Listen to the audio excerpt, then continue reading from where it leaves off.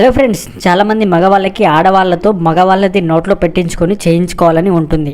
అది నార్మల్గా శృంగారం కన్నా మంచి అనుభూతిని ఇస్తుందని భావిస్తుంటారు. అది నిజమే, మగవాళ్ళకి చాలా మంచి సుఖాన్ని ఇస్తుంది కూడా. ఇలాగా కొంతమంది ఆడవాళ్ళు చేయడానికి ఇష్టపడరు, కానీ ఎలాంటి ఆడవాళ్ళు అలా చేయడానికి బాగా ఇష్టపడతారో ఈ వీడియోలో చెప్తాను. చివరి వరకు చూడండి. ప్రతి ఒక్క మగాడు తెలుసుకోవాల్సిన విషయం.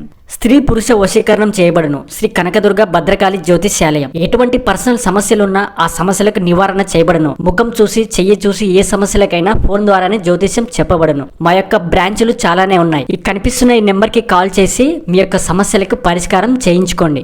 నిజానికి చాలా మంది ఆడవాళ్ళు అలా చేయడానికి ఇష్టపడతారు, కానీ కొంతమంది విపరీతంగా ఇష్టపడతారు. అమ్మాయిలు ఈ విషయంలో కేవలం రొమాన్స్ మీదనే ఎక్కువ దృష్టి పెడుతుంటారు. మరి ఎలాంటి ఆడవాళ్ళు ఎక్కువ ఇష్టపడతారో తెలుసా?